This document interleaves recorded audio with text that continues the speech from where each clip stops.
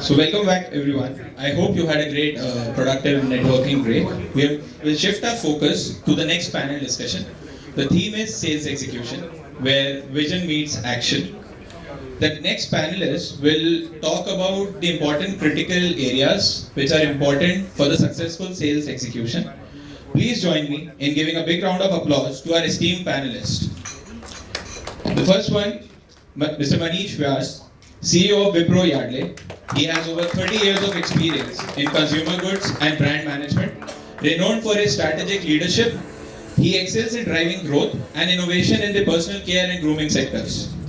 Moving ahead, Mr. Khushru Mistry, CTO at GM Modular. He brings 35 years of experience driving technology and innovation. He leads data-driven projects, aligning tech planning with business growth and leveraging IT operations and analytics to enhance the service delivery. The next panelist is Mr. Sunil Puri, CEO Coors Limited, bringing over 20 years of experience in sales, marketing and manufacturing. He excels in business transformation and strategy with a strong track record in driving growth, operation excellence across FMCG brands like HUL, Pepsi and Pidilite. Next, Mr. Siladitya, Country Head Sales at Deolio. With 17 years of experience, he has established Deolio as Indian-driven, insight-driven brand, geospatial tech and custom analytics to transform go-to-market approaches. Next on the panel is Mr. Kushal Agrawal, co-founder and CEO of Zozode. He leverages finance and investment banking background to drive growth and strategy for the SaaS platform. Zozode enhances employee engagement, customer loyalty through rewards, creating meaningful workplace experiences and strengthening global business relationships. Next panelist is Mr. Kunal, Head of Information Technology at Eureka Forbes.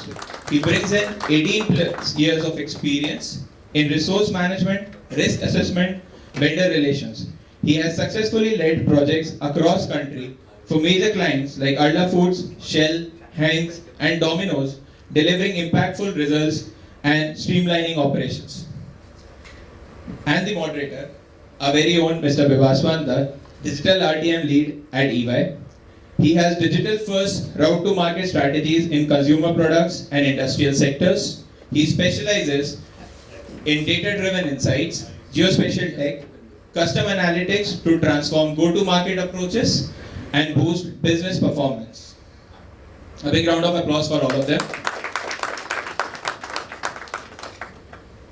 I would like to hand it over to Bivaswan to take this discussion ahead. Well, good evening everyone. We meet again. So first session, I think most of you were already in the audience. We have bled dry the AI question. So we spoke a lot in terms of AI and the information, the way that models, data and the CPG models were going to be sort of working together. One of the key things that we touched upon in the first part of the conversation, I believe, was the way to get an outside-in view and then to be able to find the right white spaces. As a group, what we're going to be spending, I think, most of our time now is to how they translate that entire piece into execution on ground. Tools like SFA we have seen, they give us that insight into what's happening, the right way of getting the feedback from the ground. But then to be able to convert that into success, how are the best of FMCG companies doing, how the best of CPG companies actually doing it out there? What role does, again, AI, ML, algorithms and data bring in to drive that? We'll be talking about that. I want to open up the floor with the following question. You know, all of us, it's an esteemed panel, we have a variety of information and experience where we have seen that it working. The concept of a perfect store in today's age, myth or a reality, or something even achievable, if you can open up with that. So. Yeah, I think as we move ahead, as I was just talking to somebody during the break, that the whole consumer is evolving. We often talk about media, how it was good old Doordarshan days where the media planning was very simple. There were two programs, only you need to have money. and the inventory has to be available. From that to over 400 channels, both regional and national, and we were worried how do we do media planning. From there to the clutter today, we don't know where is the consumer. And we often, media guys are more vocal and more visible. But the same thing is happening in the sales channel. If you see that, and the buzzword keeps on changing. The latest buzzword is D2C and, Q-commerce, But Q-commerce, I would say, always existed. You always had a neighborhood store whom you called and he would service you. Okay. The only thing in India, what is happening is organization is happening. Things are getting organized. So there are big companies with a lot of VC funds who are trying to get into that space and generate brands and companies out of that. If you look at D2C, if you look at a company like mine, which is Yardley, we are far more urban centric. We are slightly towards the premium side.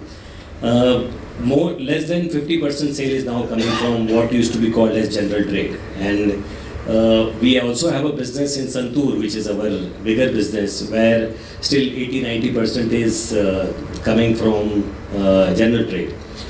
But if I go back to Yardley, almost 35% of the sales comes from modern trade and almost 15% comes from e-com and some more from CSD and here and there. But this is all direct to consumer. When you talk to, when you have a consumer buying you on a site, whether it's your own site or Amazon or Flipkart, he is directly interacting with you, right? And similarly in modern trade, there is no middleman there is nobody involved there, so he's directly interacting with you. Now, even in the GT side, if you see, we are clearly seeing a traction to supermarkets and standalones and self-service stores. True. And here too also the GT Bania is finding his own way to survive this onslaught of modern trade, and he's trying to give the same experience as a Reliance or a D-Mart, or maybe a better experience sometimes to the consumer, and that's how he has found his way to survive. So the whole shift is happening to standalones and supermarkets, which is also D2C. But you still have a good chunk of general trade, which continues to be there. And I think as we go across the table, we'll still find GT to be a pretty resilient channel. Correct. So if you look at smaller towns, okay, if you go to the interiors of Maharashtra also or anywhere, you are finding supermarkets there now in very remote locations. Right. So still they exist and they will continue to exist.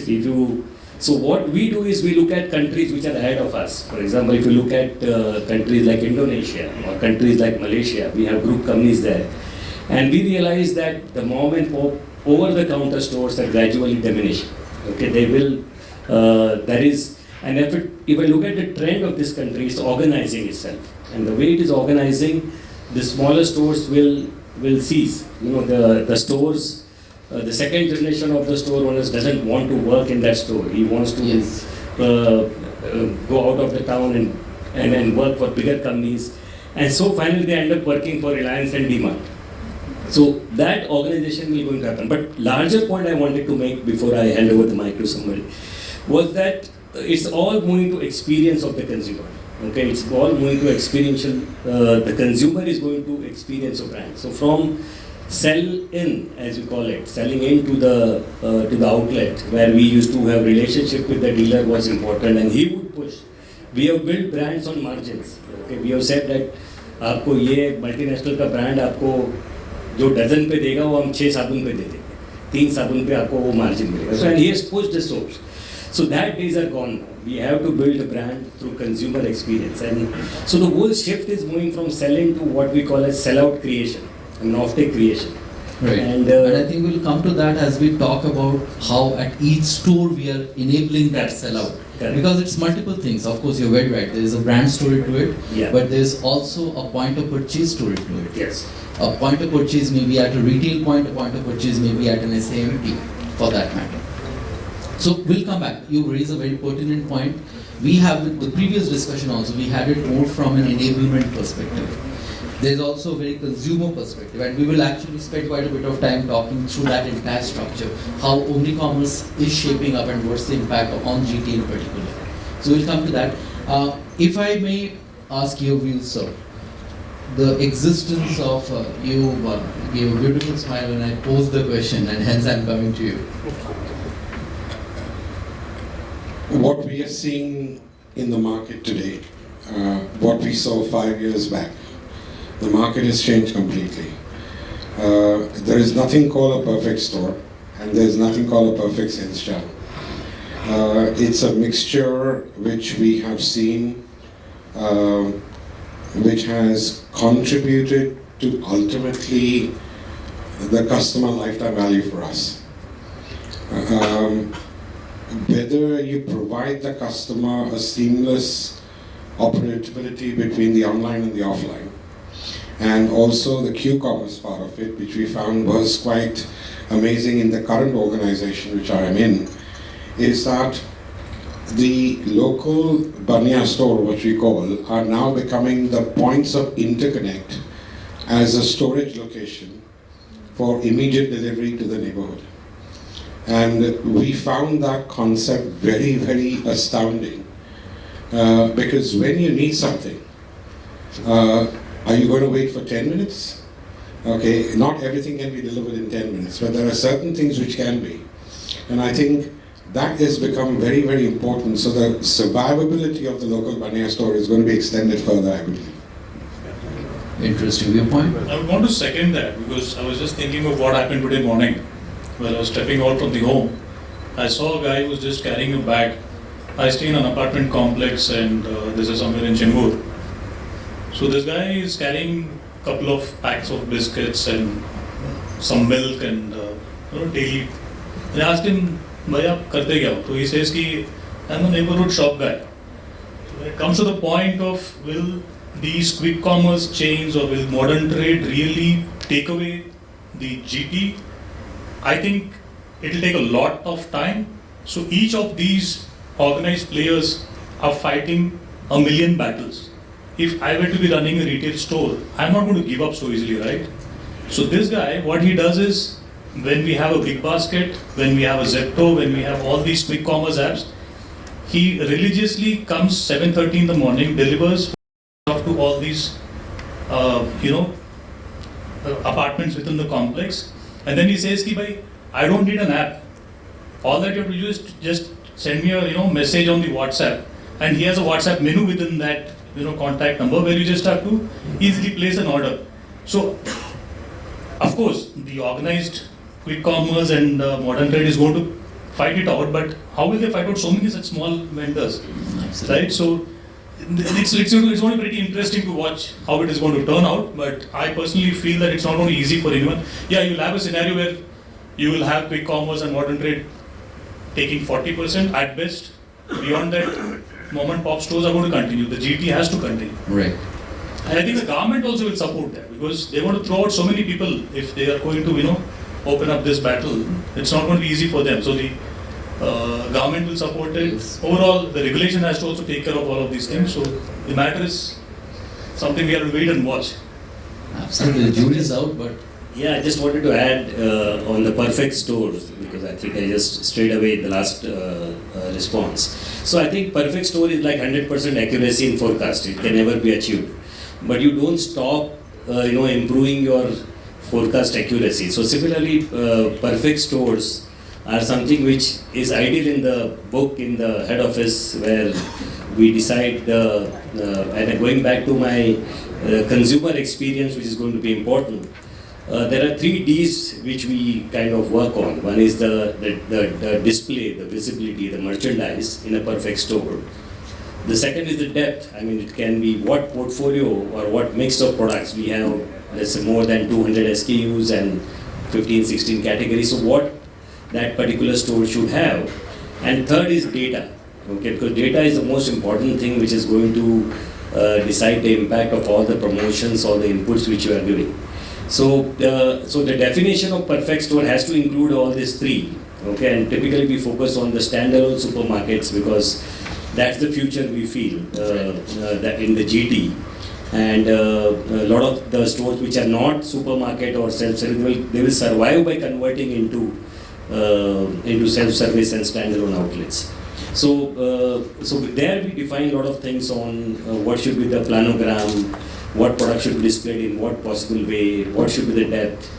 And we try to, that's where an app like FieldAssist comes quite handy, because it sends us as the images, it also sends us data, though we have not fully utilized it, but the attempt is to use those kind of apps to give us a close monitoring of the implementation of the thing, and then making it part of the incentive and part of the gaming thing which we spoke in the first half.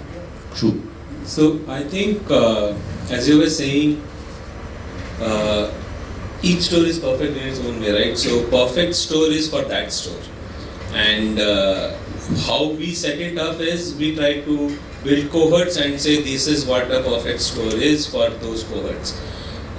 With technology now we are kind of moving to a space where we can say, okay, what is perfect for a particular store?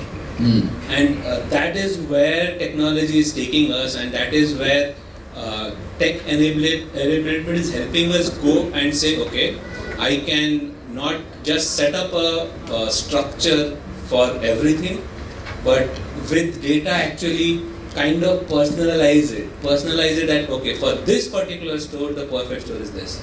Right. And go from there, right? And that is where we are actually going, and that is why that question evokes a lot of things where people go, you know what, for me my supermarkets are this, but there are maybe 100 variations in the supermarket. So then that is where tech enablement comes in and tells us, okay, maybe for a particular store, that is what is perfect. No, you bring up a right point, which is to say that, of course, there's a varied approach, a very tailored approach to different organizations in different categories. What may be a perfect store for a beverage is not the perfect store for a stationery outfit. What are the type of different data points or different type of segmentation of markets that in your experience you've seen good CPG companies banking on to be able to define that store? Because a perfect store, as we all of us are agreeing on, is a spectrum. It's not 100 everywhere. What are the type of different data points that you have seen good companies bank on to be able to give that thing? So, this store seems to be one which I should be targeting, and if I am in there, then these are the parameters. You rightly said, the 3Ds. How do I then take it up? But to get to it in the first place, what are the examples that you've seen good companies investing behind? You picked up this thing, so you want to go first? So, again, when you are kind of choosing your go-to-market strategy, you are picking up on the stores you want to, or the way you want to construct yourself, I would again say this is not category specific, in the sense you cannot say a fast-moving electrical goods company has to work like this because some ex-FMED company is working like that, right? It's very company specific. It's about what aspirations you have as a company and where do you stand in the stack, right? So if you're looking at, let's say, most of us come from, HUL has been a training ground for most of us. So I can't benchmark a levers when I'm talking about a company like a stationery company, right? So that is something which is very misleading, I would feel. You have to really understand what are your products, which are your hero products, and how would they drive distribution, and thereby come up with what has to be the strategy, and not go the other way around, because that's where many people fail. I think the previous discussion we were having, someone was discussing about how many outlets they want to cover, what should be the target.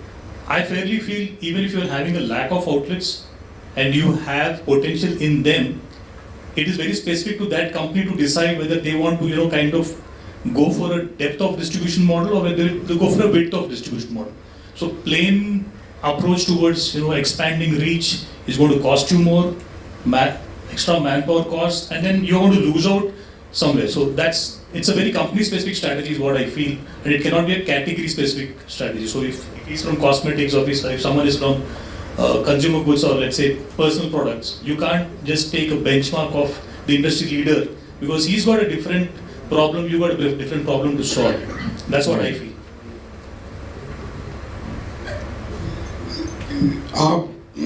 Ours is an electrical consumer company, GM Modular. We have something like 42,000 SKUs. I cannot imagine even one that I can cover that in even 1,000 stores. So I think the practicality of putting the right, and I'll give you an example. We do retail branding within stores, and we have kiosks and we have models and everything. What fits in that store in order to bring in the right level of adjacencies is also very important. So if you're buying an electrical switch as compared to a socket, as compared to a light, of course going up to home automation and all of that stuff, good things, the adjacencies in a particular store, like if I'm in a store, let's say in a neighborhood which has a middle class, I would not want to position the higher range of products, though the gross operating margins are better. So I think that is where we're finding it difficult, because when you make these boards and it's spread across various levels of society, strata, it increases your cost a hell of a lot, and you've got to manage your bottom line and your top line at the same time. Interesting. I think there is a problem with this model, and the problem is all of the data is our internal data, right? Absolutely. And what you would want to do is actually have an understanding of what is happening in the store. And till your benchmark of the data is internal, that is where that finishes the question. If a store is doing very badly for me, but is a super store for the category, I would want to be present there, invest, all of that, blah, blah, blah. But I don't have that visibility. So, and we have been talking a lot, can non-competing categories share their data, understand this? You can always have non-competing categories, benchmark them, but we are so finicky about our data, right? It's my data. And that is a super challenge, right? Because all of us would want to do better, but we would want to get something from someone else's data, but not really risk our data be out in the open. And that is a challenge that FMCG has to come, not just FMCG, all of us have to come together and kind of try to resolve. Because if we are able to look at data not just from my own perspective, but be able to build more, let's say, parameters around it, it becomes so much easier to do this, right? But that's a super challenge.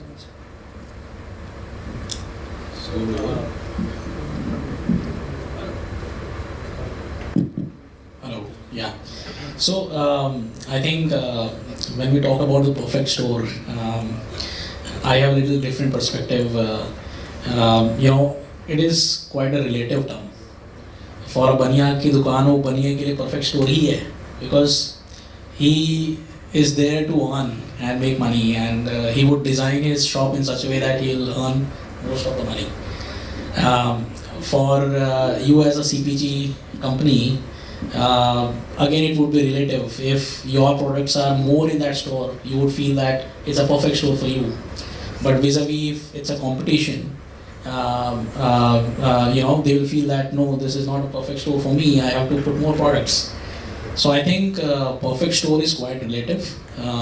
That's what my sense is, and what I feel is there's a path for everyone to kind of contribute to make that store even better.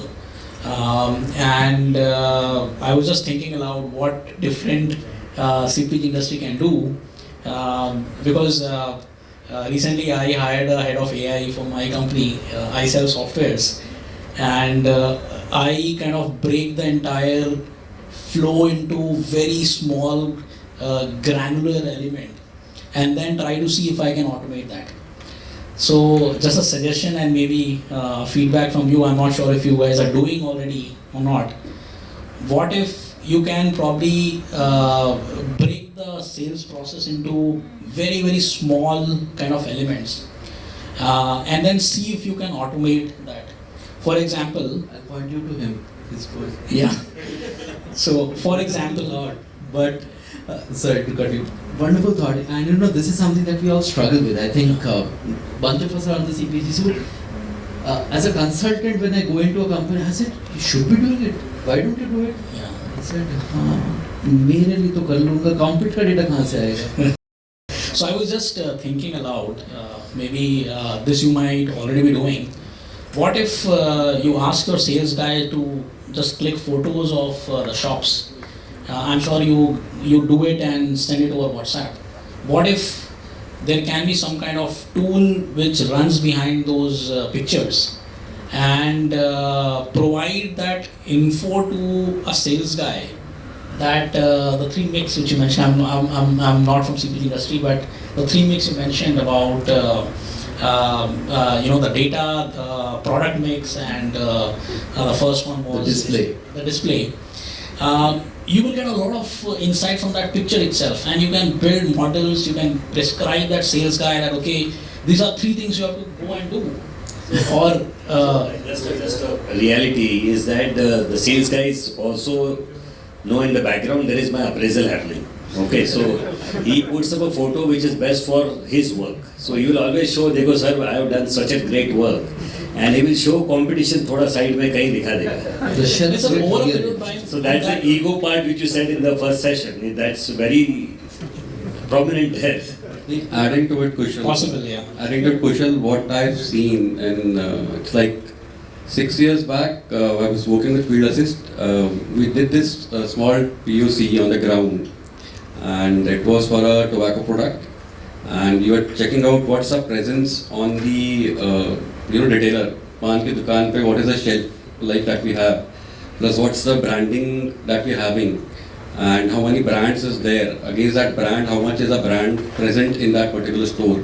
And it's not about GTs or it's like Thera on the road. It's a cycle guy. You click a photo on his back, you get that things automated. So we did those POCs 7 years back that we're talking about right now.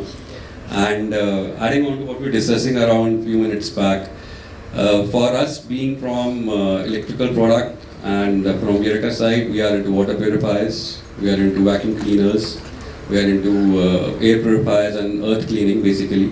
So these products, what is a perfect store for it, right?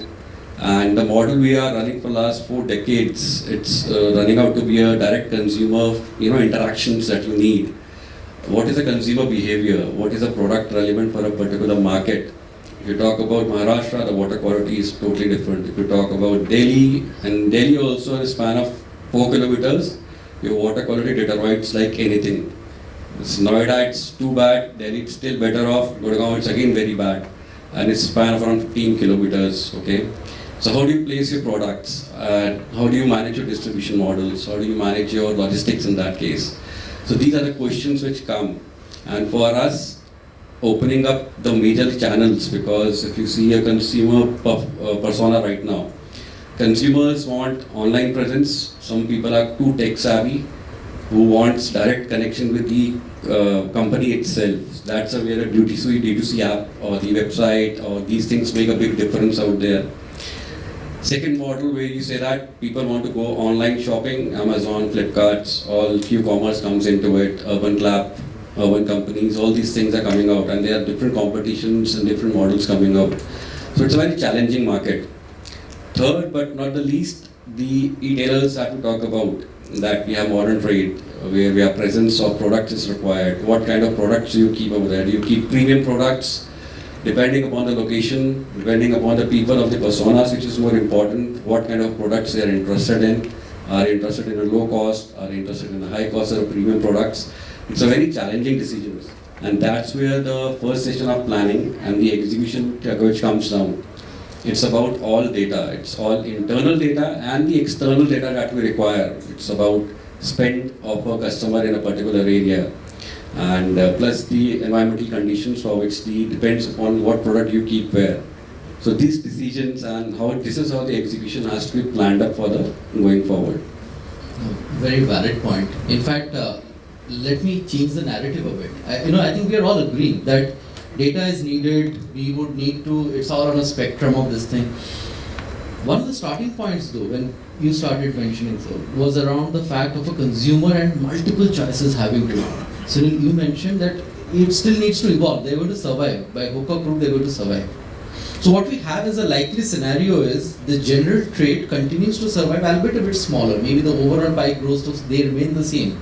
But suddenly you have those guys at least who chose to remain in the game, them upgrading their game a lot more, them becoming much more digital savvy.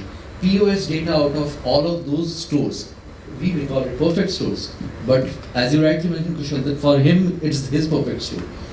But only those stores where the person, with the promoter and the banya is investing in not just selling material, so you mentioned going and having that customer direct relationship, doing those extra pieces along with data, how important that is. For the audience, I'll give my take on the perfect store, what we have seen globally playing out very well, which connects back to this point. To define that perfect store, you have to first define your consumer's user journey in the first place. If you are in a BPC sector, beauty and personal care, how does a consumer actually walk through the aisles of my cosmetic store in selecting, sampling a few stores and then finally making that decision? Did she actually open up a e-com or a quick com just to check the price was right or not before making that purchase? If you're talking about FMEG, white goods for example, what is this thing? Did the person actually make that decision before coming into the store of purchasing, just came there to see the features before stepping out? This is a perfect example, and I'll actually purposely step out of India because we do a lot of kirana and we think kirana is the world's, gift of India to the world. That's not the case. In Mexico, if you go in Latin markets mostly, you will have the changaros on the same structure. They have evolved massively over the last 10-15 years as a structure. A very anecdotal case of how a leading pet care company would go about upgrading these changaros for their perfect store. Every identified changaro that they have wanted, which has good sales, is in the right demography of course, they have a GoPro camera fit on top of it. This GoPro camera keeps on recording footage of how a consumer walks through the store. Did the consumer pick up from the large pack, which is open and you weigh 1 kg? Is it for the wet pack or is it for the dry pack for this thing? They monitor this entire piece, and you mentioned my data. Somewhere that I think they heard you way back. They do the same GoPro footage is also for beauty and personal care. So they have a parameter where they also track, they have invested in the GoPro infrastructure together to be able to mine that entire video footage for adjacency categories. So in the world it's happening somewhere. It may not happen as beautifully as I explained. I'm sure there are loopholes in that. No, I'll just add to that. It's an interesting example for the benefit of everybody. I worked for Samsung before this, and it's a category of mobile where all the data is available till the end consumer, and that's the ideal thing if FMCG can do it one day. I don't know how it will happen. But there, the IMEI number plays a big role. So the moment the product is manufactured and goes to the distributor, the SAP captures it. It goes to the distributor, DMS captures it. It goes to the retailer, DMS captures it. The retailer sells it. The telecom operators capture it. So the whole data comes back to you, that the entire supply chain is visible to you. Now that's a beautiful thing for a sales guy. And interestingly, they had two teams going to every outlet. One, what they used to call it a sell-in team, which typically we all know that they go and load the retailer. And they used to have a sell-out creation team, which was a different team, which would only go and check the execution at the store. So they would only see whether those demo pieces are there, that furniture is there. Promoters. Yeah, promoters are there. They are well groomed. They are well trained. There is all kind of visuals are there. Even the swipe machine has all the promotions. There are a lot of EMIs and offers, and all that is properly programmed and all that. So his job was only to just monitor that all the sellout enablers are there in place. And when the sell-in guy goes, his life is so easy because there is an app which they used to call it, interestingly, Smart Dost. Okay, and he would tell him that please check the planogram, and it comes to every store is a different planogram, so it would automatically come. Please check tick whether all the things are as per program. And then next screen would come is what order you need to take. Because it's an ARS system, so you know that he had bought 5 notepads and 3 years sold off. He normally keeps 5, so he has to take order of 3. So he would only show the order to the retailer and he would kind of submit it. And that to me is a perfect store, which was quite possible at the time. Perfect store in a perfect category, if I may say. Now, if you have to replay this, you know, between your example and my example, we see that there is of course a gap to cover. What are the type of data points that we're seeing different organizations within your organization which you're seeing being used, or at least some efforts being made to be able to close this gap? If you can spend some time on that, because you see this perfect store example, it also the sell-in as well as the sell-out, it has a very direct impact on the way a company salesperson shows up there and tries to either cross-sell or upsell. So what are the different type of data points that you see today that are being used to be able to do that? Data points, processes. So I'll probably add.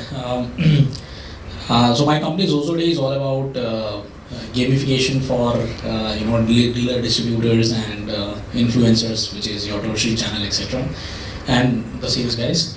So interestingly, what I've seen is we are coming up with very different kind of AI models when we talk about this gamification. Gamification is all about data. So I connect with multiple data masters, which could be your CRM, DMS, your payment master, your user master, and multiple other masters, and I unify it to kind of put it in one place and then configure the schemes, etc., and kind of gamify things. So interestingly, what I've seen is different kinds of I would say AI-based interventions can be built on top of it when you are able to achieve it.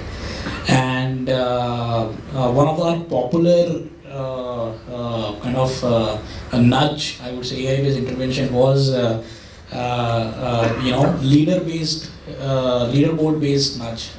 So if I send them a notification saying that you are 5th in this territory, and if you sell this quantity more, you can go to number 2 and you can earn 10,000 rupees.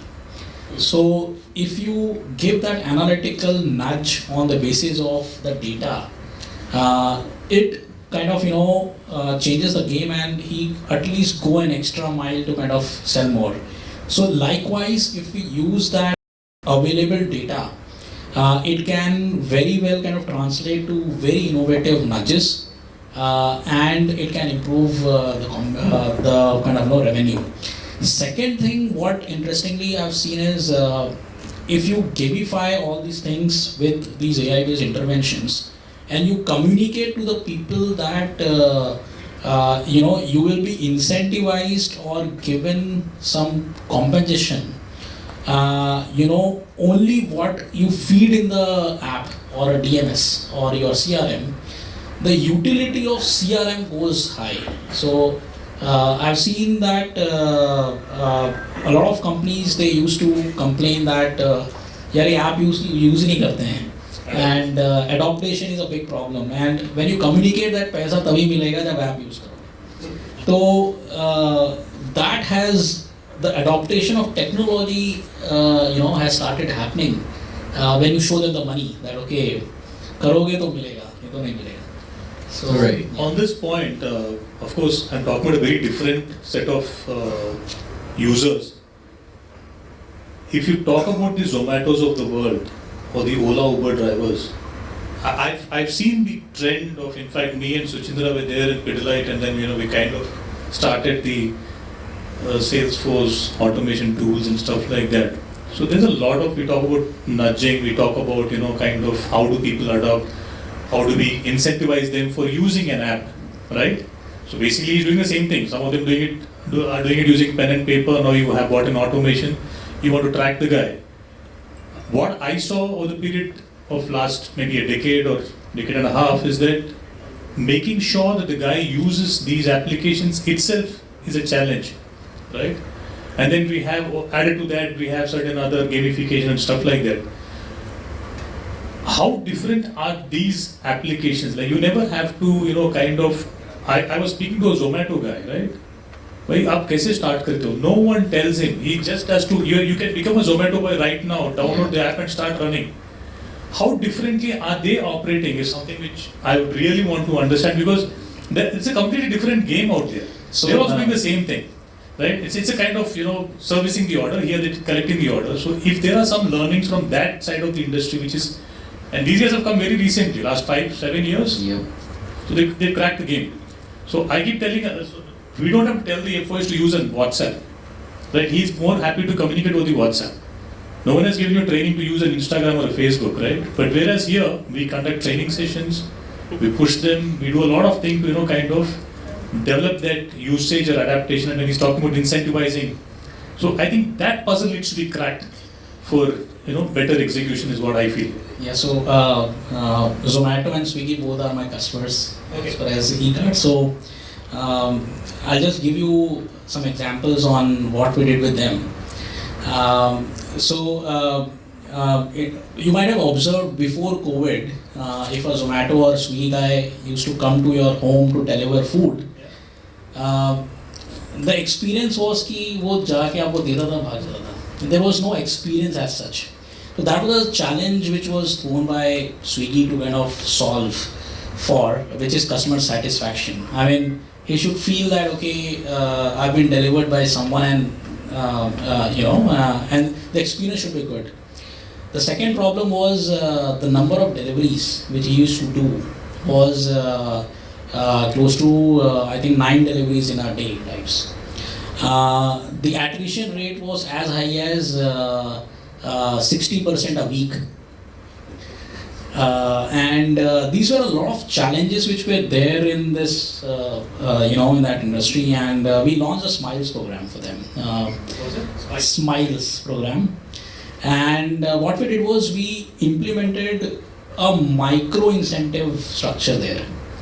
See, in our CPG industry for corporate people, it makes sense to give rewards when we complete 3 years, 5 years, 10 years.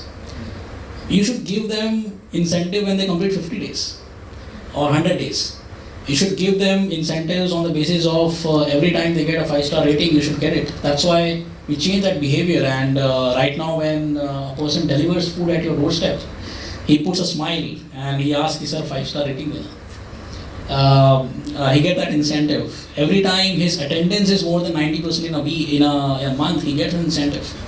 Every time he rides, let's say 50 miles and above, he gets something. So by end of the day, he see that if I am doing justice to kind of my work, the more I work, the more incentive I get. And it was all fed within the app of the delivery executive. So this actually changed the entire narrative of the delivery executive, and we saw some fantastic results. No, sure. So I think the agility that being a digital first player brings in, and you're right, making it more instant gratification led, more instant, because if he's delivering something in 15 minutes, he might as well get his thing also much faster. but there's a safety thing involved, so we caught that thing as a back burner because there were a couple of accidents which happened because of very fast delivery. But yes, we kind of we were able to kind of find out some route to solve that as well. We talked about adoption, right? How do the current Salesforce adopt it? The basic problem on the ground for sales guy is about he's not able to view his data, how much he has sold, what is his incentive coming out to be, what is his payout, and if he's selling, suppose, 50 units in a month's time, how many are falling under incentive, how many are not falling under incentive, because if the product comes back or anything goes back or the rating is not good, based upon the incentive management, the things go bad. So technology, how it brings in and what brings in for adoption is about the selling point to the sales guy that you can view your incentive on a real time. You sold a product, it's available to you on your app, whether it's what is the incentive applicable to it, how many smiles you got for it. And second thing we talked about, the recognition for the people, or the Smiles program that you talked about. Similar programs are being run in many organizations where any customer experience which has been a wow experience, it becomes eligible for the incentivizations or recognition in the whole organization. Similar program we recently started called Shabash. Okay, so any customer wow experiences comes in, it becomes a very, it's in town hall being announced the names and accolades being given across, plus some more benefits in terms of vouchers and all those are given to those guys. So it becomes more imperative for these guys to deliver more and come in those categories and focus on customer satisfaction a lot. I think this is what we have to bring on the table, and how do we make the difference to the sales guys is about getting more recognitions, giving them more data, more visibility of that data, and where do they stand in the leadership boards, in their own regions, in their own cities, and all those things matter a lot. So, absolutely, I think, Kunal, it makes a lot more sense in a category like yours, where it's also a much more involving category. The cycles are much more longer in terms of purchase. If you may shift, in interest of time, sorry, I cut you off in between. If we shift track slightly to the fact that a lot of organizations among us, we've been trying to find this upsell, cross-sell match. And the product team here is not the first to do those algorithms. We have done it before. Our sales guys have done it in their head before. If he's bought these two things in the basket, it's the time now to sell. What's your experience has been? The way we are getting so much recommendation engines. In the previous session we talked about trust. We have a proliferation of recommendation algorithms. If you bought these two, sell this also as well. What's that right spot where we stop telling must sell list is 20 SKUs. On top of that, upsell of another 5, cross-sell of another 5. Where does it stop? Does it work at all? What's been your experience? Our experience is that if you're selling 20 and you want them to sell 5 more, it's not going to work. Because you need to know your product, okay? And when your number of SKUs is very, very large, there is going to be segmentation. Because customer segmentation, it's currently, I would say, the personalization goes down to the fact that if I move into a retail store, let me give you an example. If you go into an Apple-related store, okay, the only phone is an Apple phone. Everything is ancillaries from different products and categories. That's where companies like us, okay, we are not an Apple, we cannot sell it at that profit margins or anything. The ancillary equipment which goes around with it, okay, your Bluetooth headsets, your speakers, your cover cases, okay, your charging mechanisms, that's where the ancillary comes in. And I think from a consumer perspective, if you're buying a phone worth 1 lakh, you would want the best to be available. Try using headsets from Apple, okay, at 24,000 compared to, let's say, 4,500, okay? You've already bought an expensive unit. You don't want to spend another expensive. So that ancillary thing, it drives customer behavior.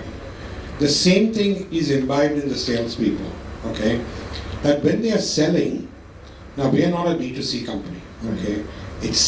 Right now I don't believe we will become a D2C company because if a switch is bad, what will you do? Just replace it, right? Yeah. So it's a question of how do you make that sale to a dealer, a distributor, maximum to a retailer, which goes back to the dealer for procurement, right?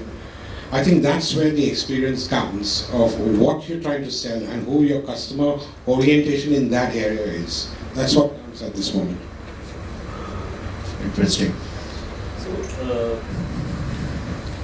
So this upscale or upsell or sell a larger range is very interesting. Especially the marketing team uses it to convince the sales guys to sell more and to sell new products. Especially in the new product launch planning, if you are getting into, for example, a body wash, okay, which is a shower gel.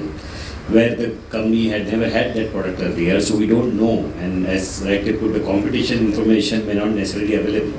So how do you do the benchmark? Okay, so we have the adjacent products, which are, for example, we have a soap or we have a hand wash, which we have been selling in X number of stores in certain volumes. So that really becomes which is available through your FieldAssist or other sources of data store-wise. And that's where interesting the marketing guys get into the FieldAssist and they dig out the data for every area and they make a launch plan for them. And they say that, okay, this you have sold there, why, this is your launch plan. Your incentives will be linked to that. You have to, this is the width of distribution, these are the number of outlets, and this is the depth you can try.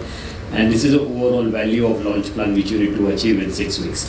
So I think it can be used to upscale and of course then we historically also we get nudges from the correlation. If the outlet is selling this product, then typically you also sell this product of Yardley. But there are many outlets which are only selling one of them. Right. And then we basically use that correlation to push to the sales guys that these are the number of outlets where there is an opportunity to place this category which you are not placed. So that's very much possible. And how, if for the benefit of the overall audience, how do we normally track the efficacy of these? Because you see, one of the problems with these models, and all of us have at some point checked the validity of these, is sometimes they do hallucinate. So how do you cut out the noise, deploy it, cut out the noise, establish the trust, and then ensure that it keeps on working? Yeah, I think you have an interesting. We talk about AI, we talk about hallucination, okay? We've used it, and I can guarantee you it hallucinates, okay? But at the same time, if you utilize, and I'm going to talk about AI in this case, that if you do your your data categorization correctly, your level of hallucination comes down, okay, of using AI. But at the same time, how do you ensure that that particular area of data which you're utilizing is within that particular segmentation of the locality which a salesperson is selling? Right. So I think this is where, in my opinion, AI plays a very, very big role, and I do believe very strongly, and we've seen the results of it. I would not say led by market data, but we have seen the results of doing it the right level of segmentation and the right positioning of products. To a large extent, we have also seen that with a loyalty program, because for us the loyalty is the electrician who buys a product. Absolutely. And that's where we have seen it, and that's why we are emphasizing more on the electrician side of it, to buy a product which increases our secondary sale. And we have dealt a lot, we have thought about a lot on the loyalty programs for the electrician itself, because it's not just about providing the marketplace, we also provide cash and marketplace. But what we found in the marketplace is, if we provide them medical insurance in the marketplace, they are your most loyal customers and they will use your products and sell it more. Interesting. I think there's some published data on the patterns of shopping patterns. I don't remember the name of the company which has published this data, but it is out there. So this data is categorized at pin code levels. Okay, so instead of getting into the granularity of going to the level of a shop, you might say that, like in his case, he's got, I don't know, 1,800 SKUs. How many? 42,000 SKUs. Okay. So maybe they can look at, or the company can look at focusing on at a pin code level, that in a particular pin code maybe I can have 20,000 SKUs across maybe a 200 kind of outlets. I don't think it will be practically possible for every company to have every SKU, which is very, even if it is a category outlet or whatever you call it. But maybe we can go a notch above the last level of granularity is to have it at the outlet level. You can probably go to a pin code level and say that, hey, let's at least target to have all the SKUs in this particular pin code, because this seems to be a highly affluent society, and then we need to be present with all our SKUs in that place. I mean, that's the micro market approach. In fact, it's a very common practice now to do it at a 300 cross 300 grid level or a 1 kilometer grid level. Data is available as this thing. I think in that what is helping convince the sales guy is when you map it to what is happening on your ecom thing. So it's like, hey, this pin code is actually selling this thing, you're not selling it. It just opens them up.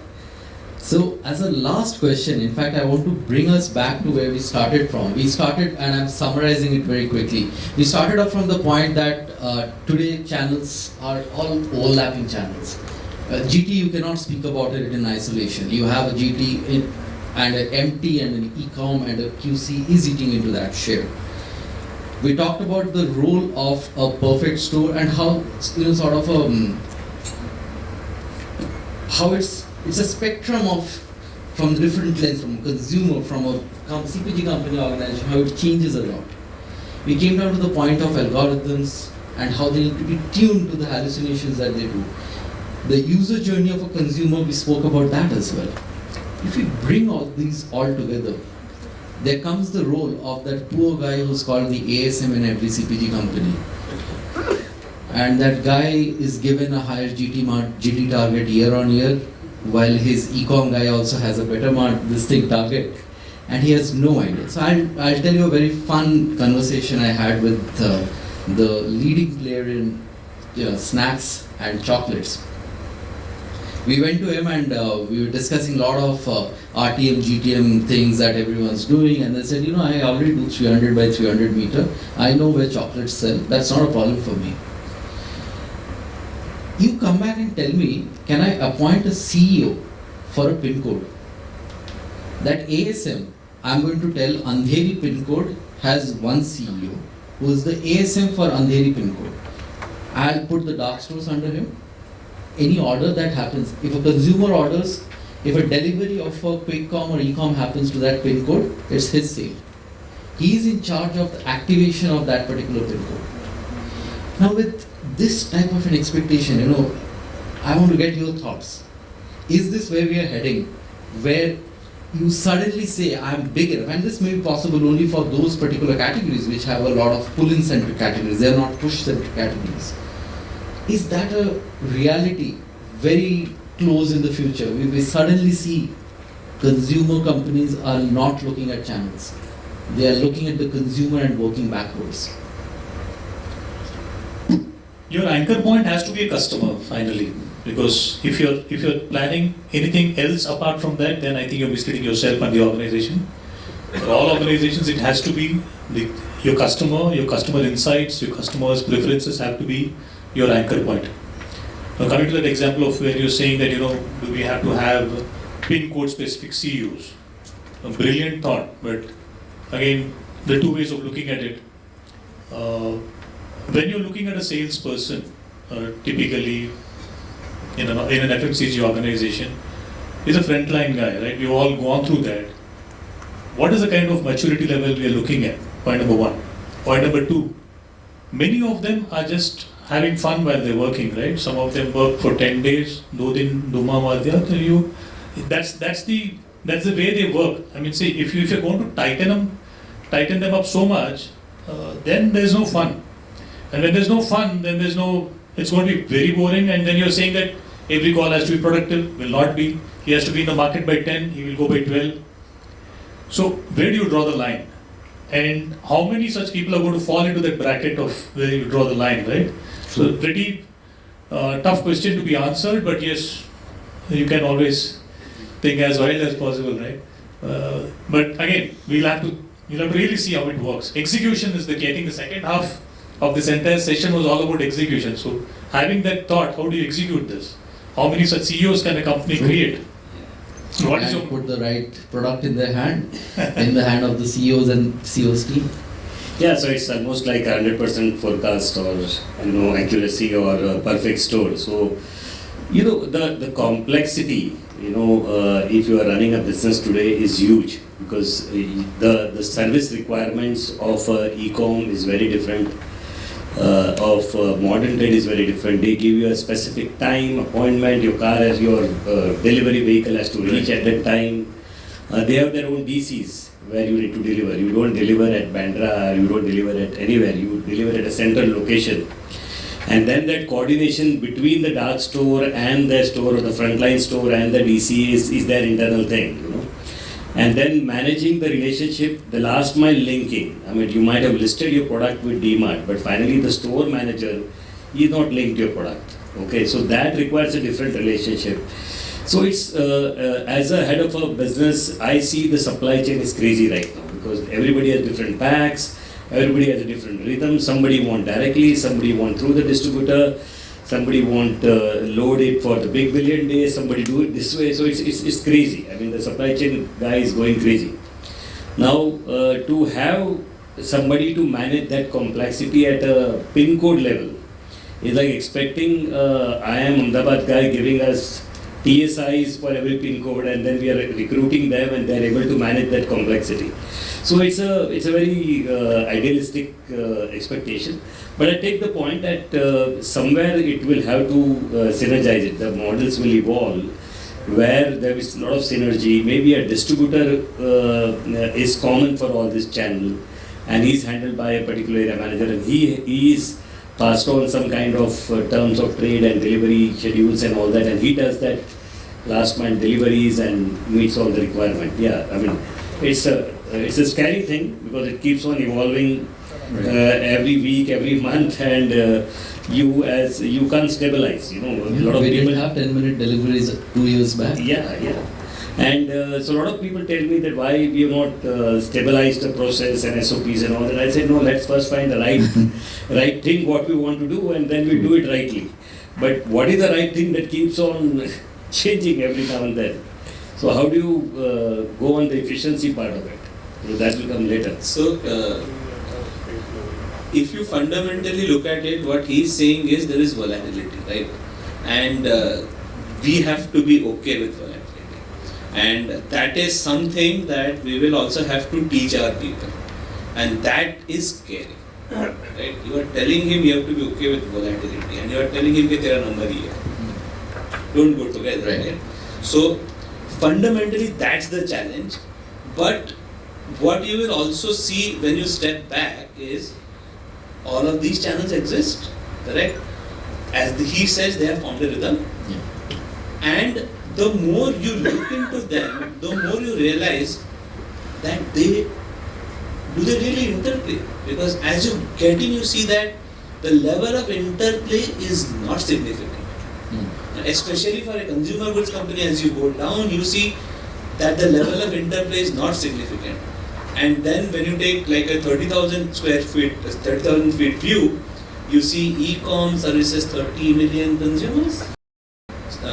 Quick com services 30 million consumers, e-com goes to 300, you have a 1.4 billion people. Right.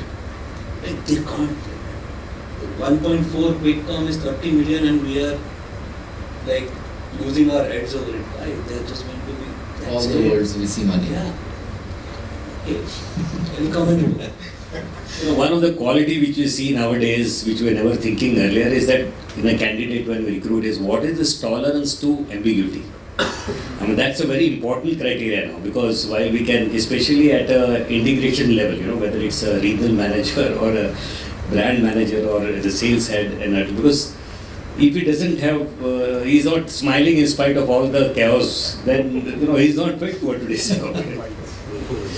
No, gentlemen, I think it's been lovely discussion, and on that fact that chaos is good for the world, I think we'll have to sort of call the curtains. Is it, team? Okay. So, Satku, I think thank you so much. It's been a really good discussion. Thank you, everyone.